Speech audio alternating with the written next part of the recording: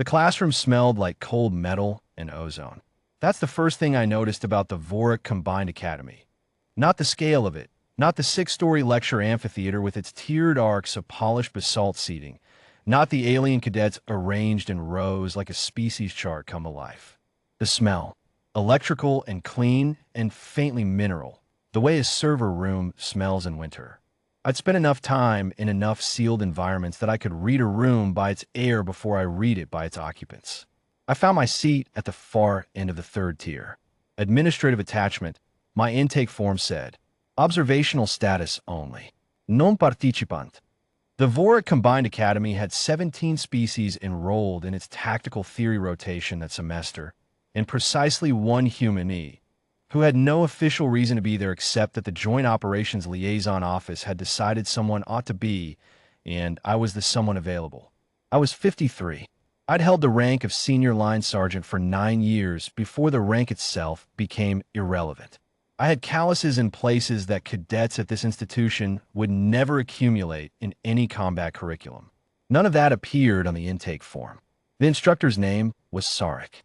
Commander Sarek, technically, retired from a Vorrakh Joint Fleet and now 7 years into teaching their foundational tactics rotation.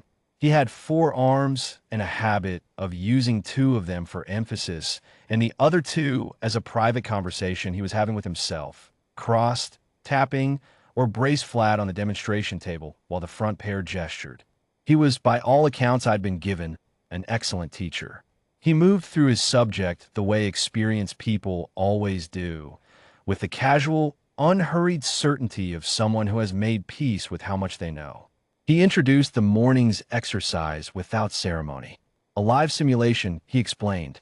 Tactical engagement scenario, rendered in real time on the shared holographic field at the center of the amphitheater. 42 cadets plus 1 observational attachment. The scenario had 2 sides, a defending force and an advancing one.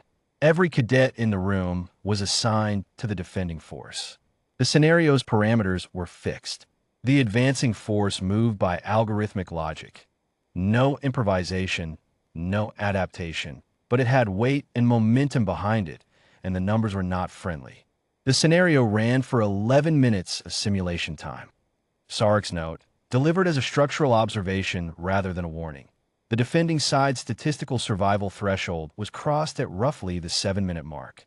That was the point at which, in 94% of recorded historical engagements with a comparable force ratio, continuation became non-recoverable. The simulation did not end at that threshold. It continued, but Sarek made clear that what came after 7 minutes was academic. It was a modeling exercise, not a survival exercise. The real work was the first 7 minutes. I had no board. Observational attachments didn't get boards. I watched. The cadets were good. Better than they knew. Probably. That's usually true of the young ones who haven't been told yet whether to trust their instincts. They held the left approach corridor for 4.5 minutes, which was longer than the scenario's prior aggregate average. A Kathrani cadet in the second tier made a resource redistribution call that bought them 90 seconds they shouldn't have had. Sarek noted it quietly. The note had the texture of a compliment, though his species delivered them flat. At 6 minutes and 40 seconds, the terminal flag appeared on the central field. A pale amber column of light that rose from the holographic grid to the amphitheater ceiling. It was not a dramatic effect, just a column of amber, steady, unhurried. The number beside it was a unit loss percentage. I didn't need to read it to understand what it meant. The cadets set down their styluses. Every one of them. There was a collective sound, not a sigh, not a groan, something more neutral than either a species-wide exhalation of recognition. Sarek was already pulling up the debrief overlay. I was still watching the field. The advancing force was still moving. The algorithm didn't care about the terminal flag. It ran to the scenarios in state regardless.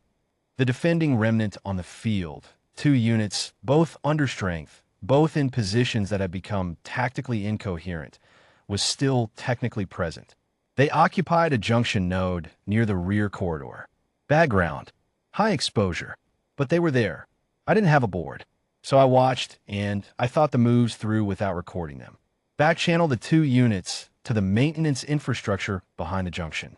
Abandon the node. It wasn't worth holding. It had never been worth holding. It had been worth appearing to hold. Draw the advancing column 200 meters past their ideal anchor point. Then the infrastructure corridor becomes the engagement zone rather than the junction, and the corridor geometry negates the advancing force's numerical advantage and their AI's angle of fire assumptions. It wouldn't win. Let me be clear about that. With 2 understrength units, nothing wins. But it would continue. It would continue for longer than the algorithm expected. That gap between what the algorithm expected and what actually happened was real estate. Sometimes real estate was all you had to work with. Vorrakh asked, at the end of the debrief, whether there were observations from any position in the room. I raised my hand. He looked at the observational attachment seat with the measured patience of someone who had granted a courtesy to an administrator before and expected what administrators generally offered: a procedural question, a request for clarification of terms, something to do with filing. The 2-unit remnant at the junction node, I said. After the terminal flag. Vorrakh waited. They had to move. The room was quiet in a way rooms get when someone says something that doesn't fit the shape of the conversation that was already happening. Vorrakh said, with even courtesy, that the terminal flag indicated non-recoverable status. Continuation past that threshold was not modeled, because continuation had no meaningful tactical yield. That was the established doctrine, and the established doctrine had the weight of historical data behind it. I understand the doctrine, I said. Then you understand why we debrief at the flag, not past it. Edo. There was a pause. Vorrakh's secondary arms adjusted their position. You have a different perspective, he said. It wasn't a question. The junction's maintenance infrastructure. Back-channel the remnant to the corridor behind the node. The advancing column's AI models for junction defense, not corridor insurgency. You get a geometry shift. You're not winning. But you're in the fight past the algorithm's expectation horizon, and that gap. I stopped. That gap has value. Vorrakh considered this for a moment that stretched longer than I expected. You are describing continuation without a viable end state, he said. Yes. To what purpose? I had known this question was coming.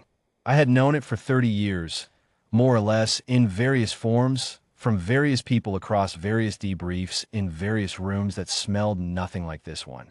My unit ran a 7-year engagement, I said. 14 operators, extended operations, contested territory, no resupply windows longer than 11 days. The terminal flag on our engagement, their version of it, their doctrine, came at year 4. The room had gone a different kind of quiet. We had a non-recoverable force ratio by any metric the opposing forces models used. I kept my voice level. That wasn't difficult. I had told this story before, or parts of it, and the telling had worn the edges smooth long ago. Year 4. They modeled us as statistically resolved. We were not resolved. We were in a maintenance corridor, more or less, with a geometry they hadn't updated their assumptions for. Vorrakh's secondary arms had gone very still. You continued, he said. 14 operators at year 4, I said. The engagement concluded at year 7. There was no dramatic pause after that. I didn't offer one. A room changes when a number lands. And if you've said the number correctly, you don't need to do anything else. You wait. How many operators concluded the engagement? Vorrakh said. I looked at the amber terminal flag, still glowing on the holographic field from the simulation that had ended 20 minutes ago. Someone had forgotten to clear it. 1, I said. The room held that. After a moment, Vorrakh turned back to the debrief overlay. He pulled the simulation back to the terminal flag position. He pulled the junior cadet's attention back to the junction node and the maintenance infrastructure behind it. He did not look at me again, but the second pair of his arms stopped moving entirely, and they stayed that way for the rest of the class. He did not ask for my unit's designation. He did not ask for the name of the engagement, or the territory, or the opposing force. None of the cadets did either. I did not offer any of it. When the session ended, I collected my observational forms and walked out of the amphitheater into the cold metal smell of the corridor. I had to move. I always had to move. That's the only variable their models ever missed.